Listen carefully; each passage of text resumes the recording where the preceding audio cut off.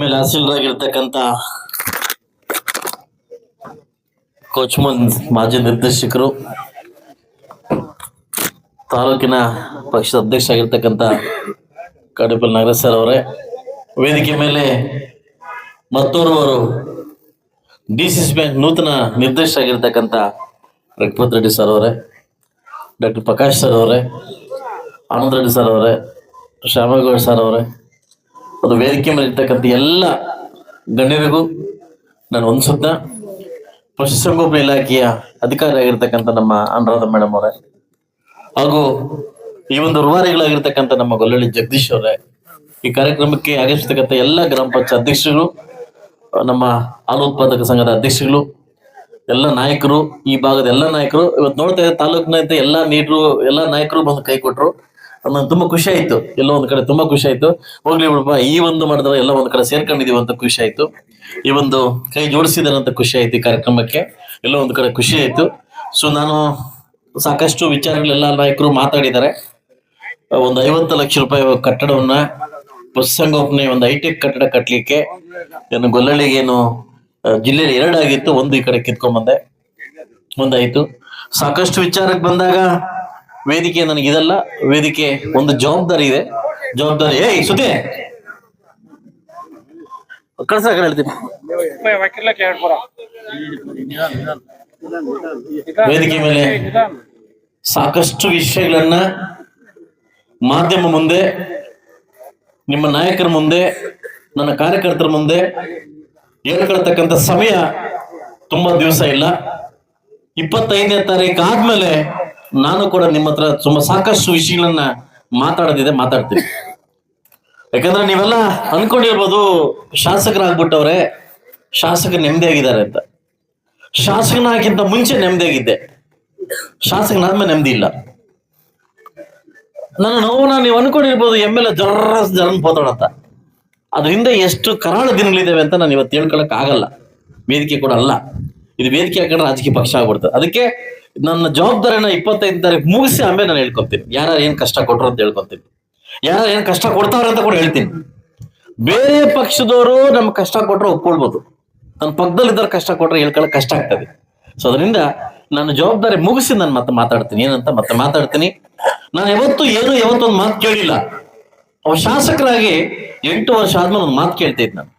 ಆ ಮಾತು ನಡೆಸ್ಕೊಳ್ಳೋದು ಬಿಡ್ಕೊಳ್ಳೋದು ನಿಮಗ್ ಬಿಟ್ಟಿದ ವಿಷಯ. ನನಗೆ ಇದು ಸವಾಲಾಗಿದೆ. ಒಂದು ಪಕ್ಷದಲ್ಲಿದ್ದೀನಿ, ಪಕ್ಷದ ಒಂದು ಅಭ್ಯರ್ಥಿ ಆಗಿದ್ದೀನಿ, ಪಕ್ಷದ ಒಂದು ಶಾಸಕನಾಗಿದ್ದೀನಿ. ನನಗೊಂದು ಸವಾಲಾಗಿದೆ ಇಲ್ಲಿ. ಇವತ್ತು ಸಾಕಷ್ಟು ವ್ಯಕ್ತಿ ನನ್ನ ಮೇಲೆ ಸವಾಲನ್ನು ಸ್ವೀಕಾರ ಮಾಡ್ತಾವ್ರೆ. ಇವತ್ತು ಪೂರ್ವಕ್ಕೆ ಕಾಡೇಪಲ್ಲಿ ನಾಗರಾಜ್ ಸರ್ ಅವ್ರನ್ನ, ಪಶ್ಚಿಮಕ್ಕೆ BV ಶ್ಯಾಮೇಗೌಡ ಸರ್ ಅವ್ರನ್ನ ಹಾಕಿದ್ದೀನಿ. ಆಯ್ಕೆ ಮಾಡಿ, ಎಲ್ಲ ಸರಿ ಆಯ್ಕೆ ಮಾಡಿ, ದಯವಿಟ್ಟು ಗೆಲ್ಸ್ಕೊಡ್ತೀವಿ ಅಂತ ಇವತ್ತು ನನಗೆ ಮಾತು ಕೊಡಿ. ಯಾಕಂದ್ರೆ ನಾನು ಇವತ್ತವರೆಗೂ ಏನು ನಾನು ಕೇಳಿಲ್ಲ. ಗೆಲ್ಸ್ಕೊಡ್ತೀವಿ ಅಂತ ಮಾತು ಕೊಡಿ. ಬಹುಶಃ ಇವತ್ತೇನಾದ್ರೂ ಗೆಲ್ತೀವಿ, ಅದ್ರಲ್ಲಿ 2 ಮಾತಿಲ್ಲ. ಬರ್ತಕ್ಕಂಥ 2 ತಿಂಗಳಲ್ಲಿ ತಾಲೂಕ್ ಪಂಚಾಯತ್, ಜಿಲ್ಲಾ ಪಂಚಾಯತ್ ಚುನಾವಣೆ ಇದೆ. ಅದಕ್ಕೆ ದಿಕ್ಸೂಚಿ ಆಗ್ತದೆ. ನಾವೆಲ್ಲ ಗೆಲ್ಬೇಕು. ಸಾಕಷ್ಟು ಜನ ದೂರದಿಂದ ಮಾತಾಡ್ತಾವ್ರೆ ಏನಂತಂದ್ರೆ ಈ ಪಕ್ಷದಲ್ಲಿ ಒಗ್ಗಟ್ಟಿಲ್ಲ ಅಂತ. ಎಲ್ಲಿ ಒಗ್ಗಟ್ಟಿಲ್ಯೋ, ಎಲ್ಲಿ ಒಗ್ಗಟ್ಟಿದೆ ತೋರಿಸ್ತಕ್ಕಂಥ ದಿನ ಬಂದಿದೆ. ನಾನು ಒಂದು ಮಾತನ್ನ ಹೇಳಬಲ್ಲೆ, ಕೆಲವೊಬ್ಬ ನಾಯಕರಿಗೆ ಹೇಳಬಲ್ಲೆ, ನಾನು ಎಲ್ಲಿರ್ತೀನಿ ಅಲ್ಲಿ ನಿಯತ್ತಾಗಿರ್ತೀನಿ. 42 ವರ್ಷಕ್ಕೆ ಸಾಮ್ರಾಜ್ಯ ನಾನು ಕಟ್ಬೇಕಾದ್ರೆ ನನ್ನ ನಿಯತ್ತು ಎಲ್ಲಿರ್ತೀನೋ ಅಲ್ಲಿ ನಿಯತ್ತಾಗಿರ್ತೀನಿ. ನಾನು ಇರೋಲ್ವಾ ಆ ಸವಾಸನ ಬೇಡ ನನಗೆ, ಈ ರಾಜಕೀಯ ಬೇಡ, ಸವಾಸನ ಬೇಡ. ನನ್ನ ದಾರಿನೇ. ನಾನು ಎಲ್ಲ ಮಾತು ಕೊಡ್ತೀನಿ, ನನ್ನ ಮಾತನಾಡ್ಕೊಂತೀನಿ. ಇದುವರೆಗೂ ತಾಲೂಕಲ್ಲಿ ಕೊಟ್ಟಿರ್ತಕ್ಕಂಥ ಮಾತು ನಾನು ತಪ್ಪಿಲ್ಲ. ತಪ್ಪಿದ ದಿವಸ ಮುಳುವಾಗ ನಾನು ಇರಲ್ಲ. ಇದು ನನ್ನ ತಂದೆ ತಾಯಿ ಹೇಳ್ಕೊಂಡಿರ್ತಕ್ಕಂಥ ವಿದ್ಯೆ ನನಗೆ. ಇದು ನನ್ನ ತಂದೆ ತಾಯಿ ಹೇಳ್ಕೊಂಡಿರ್ತಕ್ಕಂಥ ವಿದ್ಯೆ. ಬಹುಶಃ ನಾನು ಹುಟ್ಟಿರ್ತಕ್ಕಂಥ ಕೆಳಜಾದಲ್ಲಿ ಹುಟ್ಟಿರ್ಬೋದು, ವ್ಯಕ್ತಿತ್ವದಲ್ಲಿ, ನನ್ನ ಕ್ಯಾರೆಕ್ಟರ್ ಅಲ್ಲಿ ಯಾವತ್ತೂ ನಾನು ಕಡಿಮೆ ಇಲ್ಲ. ಇವತ್ತೊಂದು ಮಾತು, ನಾಳೆ ಒಂದು ಮಾತು, ಬೆಳಗ್ಗೆ ಒಂದು ಮಾತು, ಸಾಯಂಕಾಲ ಒಂದು ಮಾತು ನನ್ನ ಲೈಫಲ್ಲಿ ನನಗೆ ಬಂದಿಲ್ಲ. ನನ್ಗೆ ಬರೋದು ಇಲ್ಲ. ನಾನು ಕೊಟ್ಟಿದ್ದ ಮಾತನ್ನ ಯಾವತ್ತೂ ಉಳಿಸ್ಕೊಂತೀನಿ. ನಾನು ಹೇಳಿದ್ರೆ, ನಾನೆಲ್ಲ ನಾಯಕರಿಗೆ ಹೇಳಿದೆ, ರಘುಪತ್ ರೆಡ್ಡಿ ನಂಗೆ ಗೆಲ್ಸ್ಕೊಂಬರ್ಬೇಕು, ಯಾಕಂದ್ರೆ ಅದು ನನ್ನ ಕೈ ಹಿಡಿದವನೇ ಅಂತ. ಇವತ್ತು ನಾನು ಗೆಲ್ಸ್ಕೊಂಬಂದು ಮುಂದೆ ಇಟ್ಟಿದ್ದೀನಿ. ಇವತ್ತು ನಾನು ಹೇಳ್ತಾ ಇದ್ದೀನಿ, ಕಾಡೇಪಲ್ಲಿ ನಾಗರಾಜ್ ಸರ್ ಇರ್ಬೋದು, BV ಶ್ಯಾಮೇಗೌಡ ಇರ್ಬೋದು, ಇಡೀ ನನ್ನ ತಾಲೂಕನ್ನ ಪರಿಚಯ ಮಾಡ್ಕೊಟ್ಟವ್ರೆ. ಇವತ್ತು ನಾನು ನಿಮ್ ಮುಂದೆ ಹೇಳ್ತಾ ಇದ್ದೀನಿ, ಇವ್ರನ್ನ ಗೆಲ್ಸ್ಕೊಡ್ತಕ್ಕಂಥ ಜವಾಬ್ದಾರಿ ನಿಮ್ದಾಗಿರ್ತದೆ. ದಯವಿಟ್ಟು ಇದನ್ನ ಎಲ್ಲಾ ನಾಯಕರು ಇದನ್ನ ಸ್ವೀಕಾರ ಮಾಡ್ಬೇಕಂತ ಹೇಳ್ತಾ, ನಾನು ಯಾರು ತಾಲೂಕಲ್ಲಿ ಟೀಕೆ ಮಾಡಕ್ ಬಂದಿಲ್ಲ. ಇಲ್ಲ ನಾನು ಯಾರೋ ಇನ್ನೊಬ್ಬರನ್ನ ಎತ್ತಿ ಮೆಚ್ಕಟ್ಟು ಅವ್ರನ್ನ ಬಹುಮಾನ ತಗೊಳಕಂತೂ ನಾನು ಬಂದಿಲ್ಲ. ನನ್ನ ಕೆಲಸ ನಾನು ಮಾಡಕ್ ಬಂದಿದ್ದೀನಿ. ನನ್ನ ಕೆಲಸ ಮಾಡಕ್ ನಾನು ಬಿಡಿ. ಇವತ್ತು ಹೆಂಗಿದೆ ಅಂತಂದ್ರೆ, ಇಡೀ ಎಷ್ಟೇ ದುಡ್ಡು ಹಂಚಿಕೆ ಆದ್ರೂ ಕೂಡ ಮುಳಬಾಗಲ್ ತಾಲೂಕಿಗೆ ಎಷ್ಟು ಅನ್ಯಾಯ ಆಗ್ತಿದೆ ಅಂತಂದ್ರೆ ಅದು ಇವತ್ತಲ್ಲ 25ನೇ ತಾರೀಕು ಆದ್ಮೇಲೆ ಅನ್ಯಾಯ ಆಗ್ತಿದೆ. ನಿನ್ನೆ ಒಂದೇ ಒಂದು ಉದಾಹರಣೆ ಹೇಳ್ತೀನಿ ನಿಮ್ಗೆ, ಮಾಧ್ಯಮ ಮಿತ್ರಕ್ಕೆ ಒಂದು ಉದಾಹರಣೆ ಹೇಳ್ತೀನಿ. ನಿನ್ನೆ ಪ್ರಗತಿ ಪಥ ಇದು ಇವ್ರು ಅನ್ಕೊಂಡ್ಬಿಟ್ಟವ್ರಿ 80% ದುಡ್ಡು ಕೇಂದ್ರದ ಅಮೌಂಟು, ಪ್ರಗತಿ ಪಥಕ್ಕೆ ಅಮೌಂಟ್ ಬರೋದು, PMGSY ಬಂದು ಅಮೌಂಟ್ ಬರೋದು 80% ಬಂದ್ಬಿಟ್ಟು ಸೆಂಟ್ರಲ್ ಗೌರ್ಮೆಂಟ್, 20% ಬಂದು ಸ್ಟೇಟ್ ಗೌರ್ಮೆಂಟ್ ಹಾಕ್ಬೇಕು. ಇದು ಕಾನೂನು ಹಂಗಿರೋದು. ಇವ್ರು ಏನ್ ಮಾಡಿದ್ದಾರೆ, ಮುಳಬಾಗಲ್ಗೆ 22 ಕಿಲೋ 16 ಕೋಟಿ ಕೊಟ್ಟಿದ್ದಾರೆ, ಬರೀ 16 ಕೋಟಿ ನೆನ್ನೆ ಕೊಟ್ಟವ್ರು. ಬಂಗಾರಪೇಟೆಗೆ 30 ಕೋಟಿ, ಸಾರಿ 21 ಕೋಟಿ, ಕೋಲಾರ್ಗೆ 21 ಕೋಟಿ, ಅದು 22, KGFಗೆ 22 ಕೋಟಿ, ಮಾಲೂರ್ಗೆ 22 ಕೋಟಿ, ನನಗೆ ಮಾತ್ರ 16 ಕೋಟಿ. ಇವ್ರು ಮಾಡೋ ಅಲ್ಕ ಕೆಲಸ ಇದು. ಇವತ್ತು ನಾನು ಪ್ರಜಾಪ್ರಭುತ್ವದ ಶಾಸಕನಾಗಿದ್ದೀನಿ, ಪ್ರಜಾಪ್ರಭುತ್ವದಲ್ಲಿ ಗೆದ್ದಿದ್ದೀನಿ, ನನಗೂ 2,20,000 ಜನ ಇದ್ದಾರೆ. ನಾನು ರೋಡ್ ಉದ್ಧಾರ ಮಾಡ್ಬೇಕು, ಜನ ನೀರ್ ಕೊಡ್ಬೇಕು. ಜನ ಏನ್ ಕೇಳ್ತಾರೆ? ರೋಡ್ ಕೇಳ್ತಾರೆ, ಕುಡಿದ್ ನೀರ್ ಕೇಳ್ತಾರೆ, ಕರೆಂಟ್ ಕೇಳ್ತಾರೆ. ನಾನು ಕೂಡ ಬೇರೆಯವ್ರ ತರ ಶಾಸಕನಾಗಿದ್ದೆ, ಆದ್ರೆ ಸ್ಟೇಟ್ ಗೌರ್ಮೆಂಟ್ ₹1 ಅಮೌಂಟ್ ಕೊಟ್ಟಿದೆ, ಸೆಂಟ್ರಲ್ ಗೌರ್ಮೆಂಟ್ ಅಮೌಂಟ್. ಇದರಲ್ಲೂ ಕೂಡ ಅನ್ಯಾಯ ಮಾಡ್ತಾರೆ. ಪ್ರತಿ ವಿಚಾರದಲ್ಲೂ ಕೂಡ ಮುಳಬಾಗಲ ಬಗ್ಗೆ ಈ ಸರ್ಕಾರ ಅನ್ಯಾಯ ಮಾಡ್ಕೊಂಡು ಈ ಜನಕ್ಕೆ ಇಲ್ಲಿ ಬಿಲಿಯಲ್ಲ ಜನಕ್ಕೆ ಗೊತ್ತಾಗ್ತಾ ಇಲ್ಲ. ಇಲ್ಲಿ ಕೆಲವು ಜನಕ್ಕೆ ಗೊತ್ತಾಗ್ತಾ ಇಲ್ಲ ಏನಂದ್ರೆ ಎಷ್ಟು ಅನ್ಯಾಯ ಮಾಡ್ತಾರ ಅಂತ ಜನಕ್ಕೆ ಗೊತ್ತಾಗ್ತಾ ಇಲ್ಲ. ಅದು ಕೆಲವರು ಮುಳಬಾಗಲ ಬಗ್ಗೆ ಏನೋ ಮುಳಬಾಗಲು ಇವರೇ ಉಡಿಸಿ ಬಂದಾಗ ಮಾತಾಡ್ತಾರೆ. ಏನೇ ಅಭಿವೃದ್ಧಿ ಕೂಡ ಅಭಿವೃದ್ಧಿ ವಿಚಾರದಲ್ಲಿ ಮಾತಾಡ್ಬೇಕು. ನಾನು ಅಭಿವೃದ್ಧಿ ಮಾಡಕ್ ಬಂದೆ ಹೊರತು ರಾಜಕೀಯ ಮಾಡಕ್ ನಾನು ಬಂದಿಲ್ಲ. ಸೊ ಅದರಿಂದ ದಯವಿಟ್ಟು ಈ ತರ ಫಸ್ಟ್ ಇವತ್ತು ಇನ್ನೊಂದು ಬೇಡಿಕೆ ಇಟ್ಟಿದ್ದೀನಿ, ಆಲ್ಮೋಸ್ಟ್ ಹಂತಕ್ಕೆ ಬಂದಿದೆ. 220 kV ಸ್ಟೇಷನ್ ನನ್ನ ಮುಳಬಾಗಲ ತಾಲೂಕು ಕರೆಂಟು ಜಾಸ್ತಿ ಆಗ್ತಿ ಅಂತ ಸೆಷನ್ ಮಾತಾಡಿ ಜಮೀನ್ ಕೊಟ್ಟು ಅಪ್ರೂವಲ್ ಆಗಿ 150-150 ಕೋಟಿ ಅಪ್ರೂವಲ್ ಆಗಿ ಬಂದಿದೆ. ಈ ಕೆಲವೇ ದಿವಸದಲ್ಲಿ ಕೂಡ ಅದು ಅಪ್ರೂವಲ್ ಹೇಗೆ ಬರ್ತದೆ.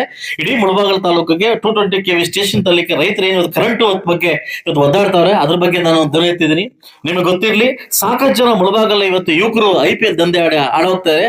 ಇದ್ರ ಬಗ್ಗೆ ಸೆಷನ್ ಧ್ವನಿ ಎತ್ತಿ ಇಡೀ ಕರ್ನಾಟಕ ರಾಜ್ಯಕ್ಕೆ ಒಂದು ಮಾದರಿಯಾಗಿ ಇವತ್ತು ನಾನು ಮಾಡಿದ್ದೀನಿ. ಇವತ್ತು ಮೆಡಿಕಲ್ ಸ್ಟೋರ್ ನಲ್ಲಿ ದಂಧೆ ಆಗ್ತಾ ಇತ್ತು, ಔಷಧಿ ಬದಲು ಡ್ರಗ್ಸ್ ಮಾಡ್ತಾ ಇದ್ರು, ಬೇರೆ ಬೇರೆ ಮಾಡ್ತಾ ಇದ್ರು, ಅದಕ್ಕೆ ಕಡಿವಾಣ ಎಲ್ಲ ರೀತಿ ಮಾಡಿದ್ವಿ.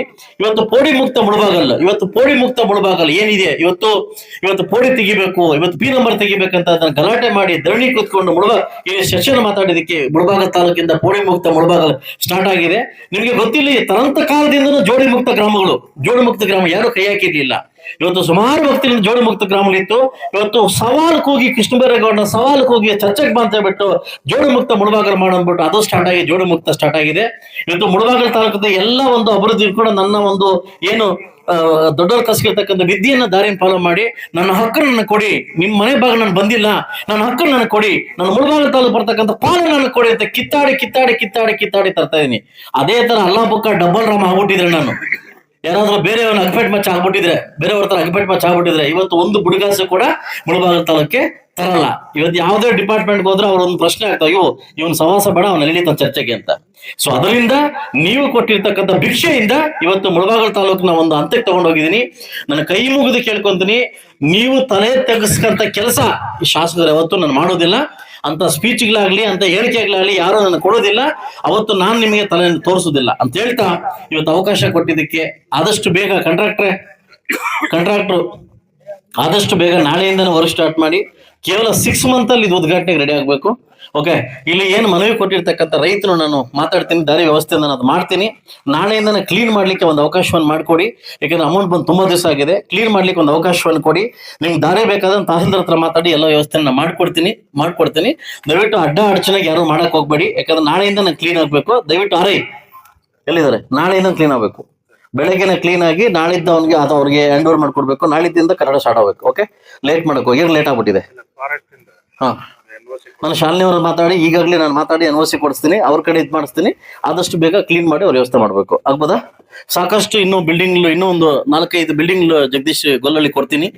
ಸಾಕಷ್ಟು ಊರ್ಗಳಿಗೆ ಒಂದು 4 ಅಂಬೇಡ್ಕರ್ ಭವನ ಬಂದಿದೆ, ಅದನ್ನು ವ್ಯವಸ್ಥೆ ಮಾಡ್ಕೊಡ್ತೀನಿ 4 ಹಳ್ಳಿಗೆ. ಸೊ ಆದಷ್ಟು ಬೇಗ ಇದನ್ನ ಮುಂದುವರಿಸ್ತಕ್ಕಂಥ ಕಾರ್ಯಕ್ರಮನ ನೀವು ಮಾಡ್ಬೇಕು. ಒಂದು ಅಂಗನವಾಡಿ ಕಟ್ಟಡ, ಅದೊಂದು 16 ಲಕ್ಷ ರೂಪಾಯಿ ಕೊಡ್ತೀನಿ. ಅಂಗನವಾಡಿ ಕಟ್ಟಡ ಕಟ್ಲಿಕ್ಕೆ 16 ಲಕ್ಷ ಕೊಡ್ತೀನಿ, 16 ಹತ್ರ ಇದೆ, ಅದು ಕೊಡ್ತೀನಿ. RI ಆಫೀಸ್ ಕಟ್ಲಿಕ್ಕೆ ದಾರಿ ಅಲ್ಲೇ ಮಾಡ್ಕೊಡಿ, RI ಆಫೀಸ್ನ ಇಲ್ಲೇ ಮಾಡ್ಕೊಳ್ಳಿ. ಅದಕ್ಕೆ ದಾರಿ 2 ಎಕರೆನ ಅದನ್ನ ಮಿಕ್ಸಿ ಮಾಡ್ಕೊಂಡು RI office and village accountant and bus company and ಇದು ಏನು ಅಂಗನವಾಡಿ, ಇಷ್ಟು ಜಾಗದ ವ್ಯವಸ್ಥೆ. ಅದನ್ನ AVG ರಸ್ತೆ ನಾನೇ ಅದನ್ನ ನಿಮ್ಮ ಹತ್ರ ಮಾತಾಡ್ಬೇಕು. ಅದಕ್ಕೆ ಪೂಜೆಗೆ ಬರ್ತೀನಿ. ಒಂದು 15 ಈ ಎಲೆಕ್ಷನ್ ಆದ್ಮೇಲೆ ಎಲ್ಲ ವರ್ಕ್ ಸ್ಟಾರ್ಟ್ ಮಾಡ್ಕೊತೀನಿ. ಓಕೆ, AVG ಅದು ವರ್ಕ್ ಫಸ್ಟ್ ಕಂಪ್ನಿ ಸ್ಟಾರ್ಟ್ ಆಗಿದೆಯಲ್ಲ, ಅದಕ್ಕೆ ಟೆಂಡರ್ ಕ್ಯಾನ್ಸಲ್ ಮಾಡಿದೀನಿ. ಆ ಟೆಂಡರ್ NOC ಕರೆದು ನಾನೇ ಇದು ಮಾಡ್ಕೊಂಡು ಅದನ್ನ ಟೆಂಡರ್ ಸ್ಟಾರ್ಟ್ ಮಾಡ್ಕೊಡ್ತೀನಿ. ಎಲೆಕ್ಷನ್ ಆದ್ಮೇಲೆ ಮತ್ತೊಮ್ಮೆ ಬಂದು ಪೂಜೆ ಮಾಡ್ಕೊಡ್ತೀನಿ. ಆಗ್ಬೋದಾ? ಎಲ್ಲರೂ ಒಳ್ಳೇದಾಗ್ಲಿ ಅಂತ ಹೇಳ್ತಾ ತಾಲೂಕಿನ ಎಲ್ಲಾ ನಾಯಕರಿಗೂ ಒಳ್ಳೇದಾಗ್ಲಿ ಅಂತ ಹೇಳ್ತಾ ನಾನು ಎಲ್ಲಾ ಲೀಡರ್ ಕರೆದು ಮಾತಾಡ್ಬೇಕಂತಿದೆ. ಇವತ್ತೇ ಕೆಲಸ ಮುಗ್ದೋಗ್ಬಿಡ್ತು. ಅದಕ್ಕೆ ಜಗದೀಶ್ ಥ್ಯಾಂಕ್ಸ್ ಹೇಳ್ತೀನಿ ನಾನು. ಸೊ ಅವಕಾಶ ಕೊಟ್ಟಿದ್ದಕ್ಕೆ ಒಂದ್ಸಲ ನಾನು ಮಾತು ಮುಗಿಸ್ತೀನಿ.